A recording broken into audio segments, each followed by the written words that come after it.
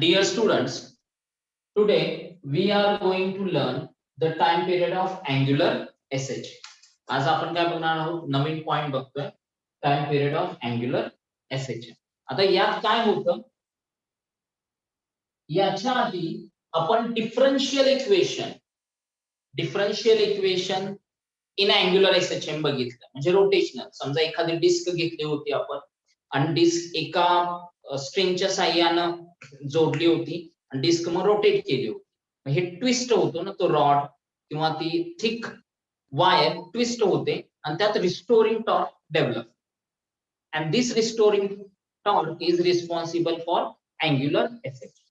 मग आपण एक काम करू शकतो, त्या रिस्टोरिंग टॉर्कचे इक्वेशन लिहू शकतो. Yes or no? Let's go for this equation. The restoring torque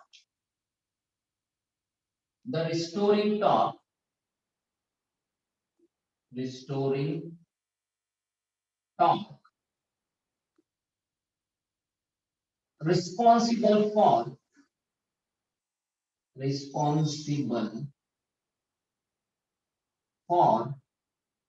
angular SH is given by, आता restoring torque that is responsible for angular SHM is given by, इथं आपण टो घेऊया. ठीक आहे, टो न दाखवला, is given by. मग काय इक्वेशन आहे, that is toe is equal to minus c theta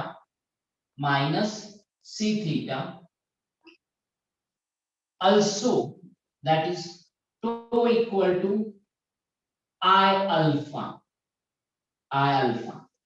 ठीक आहे.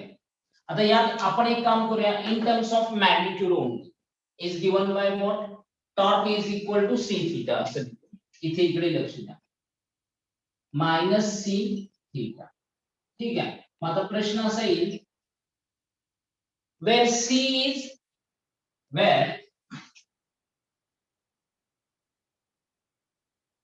is equal to what, torque per unit twist. Torque per unit twist in y. Theta काय, angular displacement.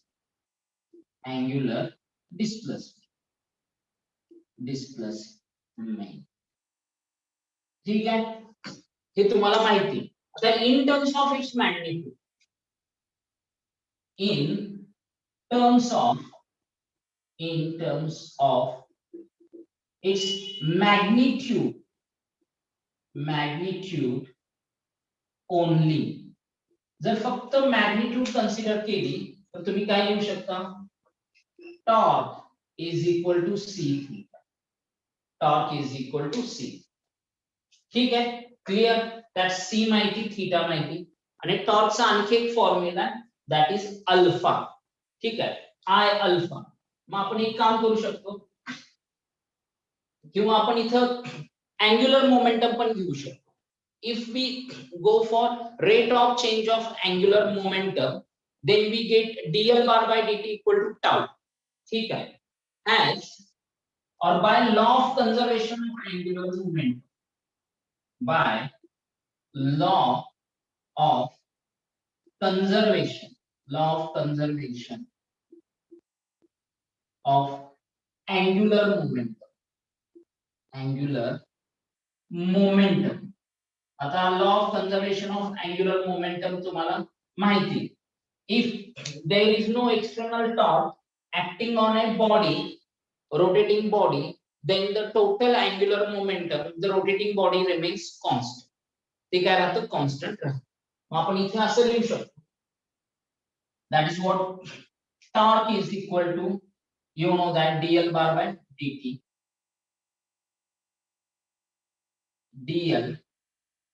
by dt as. आता इथं आपण एक काम करू शकतो, टॉर्क dt जर घेतलं, टॉर्क इनटू टाइम. ठीक आहे, आपण जर ती व्हॅल्यू घेतली, किंवा torque is equal to I alpha, you know that torque is equal to I alpha, ती व्हॅल्यू आपण इथं पुटअप करू शकतो. If we put that torque is equal to I alpha आणि मग ती व्हॅल्यू पुटअप करता येईल, पण परत डी बाय डी टी घ्यावंच लागणार आहे आपल्याला. इकडे लक्ष द्या. Torque is equal to D L by D T and as L is equal to I omega, L is equal to I omega, therefore torque is equal to what? D by dt into I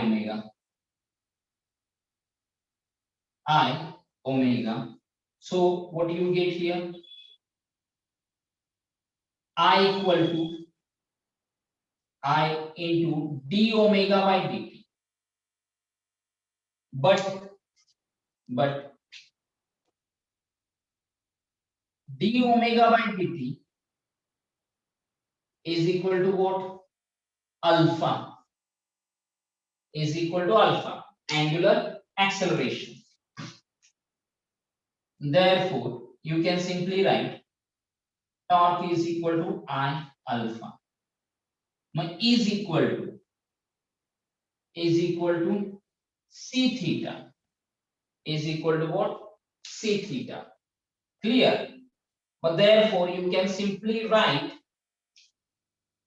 therefore that is alpha upon theta is equal to c upon I. Alpha upon theta, theta इकडे shift केलं, alpha upon theta आला आणि इकडे आलं c upon I. as alpha upon theta is equal to what? Angular acceleration per unit angular displacement. Angular acceleration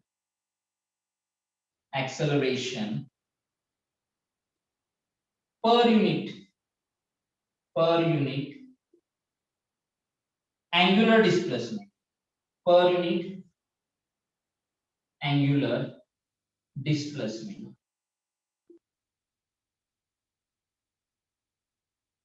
okay, per unit angular displacement.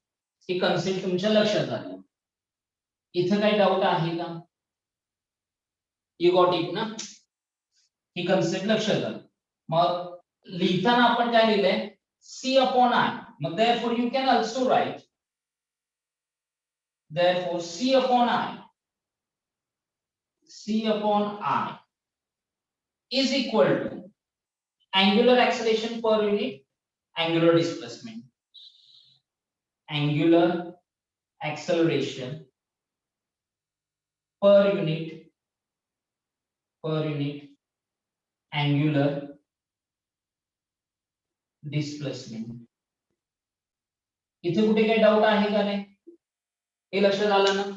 आपण equate केले, कारण torque equal to C theta आहे आणि torque is equal to I alpha पण आहे, आणि आपण हे डिराइव्ह करून दाखवलंय by law of conservation of angular momentum. L म्हणजे अँग्युलर मोमेंटम असतं, हे डिराइव्ह केलेलं आहे. आता आपल्याला सी अपॉन आय ची व्हॅल्यू पुटअप करायची किंवा ती मिळवायची. मग याच्यासाठी आपल्याला काय करावं लागेल? We have to consider differential equation of angular S H by, you can write that by differential equation of angular SHM you can write from by differential equation of angular SHM. By differential equation of angular SHM, what can you write? d square theta by dt square plus c by I into theta equal to 0. Equation आलं. मग तुम्ही आणखी काय लिहू शकता? therefore इथेच लिहिलं direct. Therefore you can write d square theta by dt square is equal to minus c upon I into theta. c upon I into theta. ठीक आहे. आता अँग्युलर डिस्प्लेसमेंट म्हणजे काय येतं डी ओमेगा बाय dt. ठीक आहे, आपण असं म्हणू शकतो but d square theta by dt square is equal to alpha is equal to what d omega by dt. d omega by dt. Clear? Is equal to what?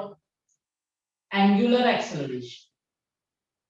Angular acceleration. हा formula आपल्याला चांगला माहिती आहे alpha. मग आपण सरळ ती value तिथे पुट अप करूया ना d ओमेगा बाय dt. ठीक आहे. आणि in terms of its magnitude आपण जर थीटा घेतलं, थीटा तिथे राहणारच आहे, we have to consider the theta there, किंवा अल्फा अपॉन थीटा आपण डिराइव्ह केलंच आहे. हे d ओमेगा बाय थीटा आपण व्हॅल्यू पुट अप करायचं, मग इक्वेशन काय येईल ते बघा. ठीक आहे. Let what do you get here? d omega by dt, d omega by dt equal to minus c by I into theta. मग therefore आणखी सिम्प्लिफाय केलं तर इक्वेशन काय d omega equal to c upon I minus c upon I into theta into dt. Okay, हे equation आहे. मग आपण integrating above equation, integrating above equation, what we get integrating above equation हे equation काय केलं integrate. मग काय येईल बघा integration of D omega. Remember that. ब्लॅकनेस लिहूया आपण. या केस मध्ये काय integration of D omega equal to integration of minus C upon I into theta into dt. आपण हे असंच केलं, मायनस सी अपॉन आय बाजूला काढलं, integration of theta into dt, theta T येईल प्लस के. therefore याचं इंटिग्रेशन ओमेगा आलं is equal to what? c minus c upon I into what? Into theta into t. Theta into t plus k, where k is the integration constant, where k is equal to integration constant. ठीक आहे. मग at mean position theta equal to 0, theta 0 असणार आहे मीन पोझिशनला. मग k equal to omega येईल. k equal to काय येईल ओमेगा येईल. अशी व्हॅल्यू बनेल तिथे k इक्वल टू ओमेगा. मग ती व्हॅल्यू पुट अप केल्यानंतर आता जरासं लक्ष द्या व्यवस्थित.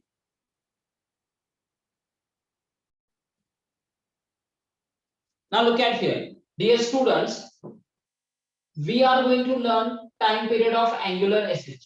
मग angular SHM चा टाइम पिरियड डिराइव्ह करताना आपण पहिल्यांदा differential equation of angular SHM. ठीक आहे. आणि त्याच्या आधी आपण अँग्युलर मोमेंटम घेतलेला, टॉर्क घेतलेला, that is what restoring torque equation घेतलं. Torque is equal to C theta minus C theta. आणि मग मॅग्निट्यूड जर घेतली तर torque equal to C theta येतं. Law of conservation of angular momentum नुसार काय येणार torque is equal to dl by dt. हा फॉर्म्युला आला dl बाय dt. L म्हणजे angular momentum equal to I omega. आपण व्हॅल्यू पुट अप केल्या आणि आपल्याला इक्वेशन मिळालं.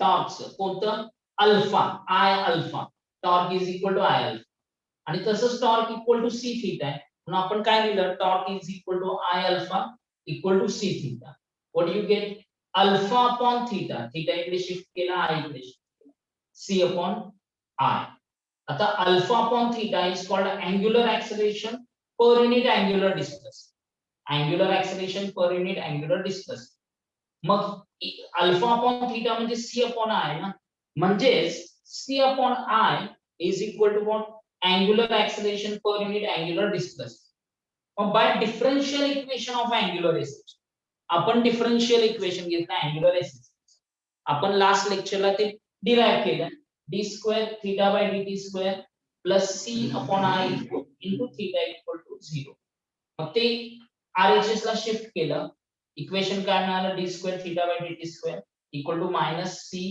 अपॉन आय इंटू थीटा आता D square theta by dt square म्हणजे अल्फा असतं म्हणजे अँग्युलर ऍक्सेलरेशन हे अँग्युलर ऍक्सेलरेशनचं फॉर्म्युला आता ज्या वेळेला आपण लिनियर सिंपल हार्मोनिक मोशन बघितली तर तिथं लिनियर ऍक्सेलरेशन काय होतं मायनस के बाय एम ठीक आहे के बाय एम आणि K by M into X हा फॉर्म्युला लिनियर डिफरन्शियल इक्वेशन पण तुम्हाला माहिती it is what D square X by dt square equal to minus K by M X जर दोन्ही compare केले if we compare both then we can write c by i is equal to k by m आणि k by m म्हणजे काय असतं omega square k by m is equal to omega square कारण तुम्हाला माहिती k is equal to m omega square correct मग ही value आपण इथं पुट अप केली c by i is equal to omega square मग omega is equal to square root of c by i घेतलं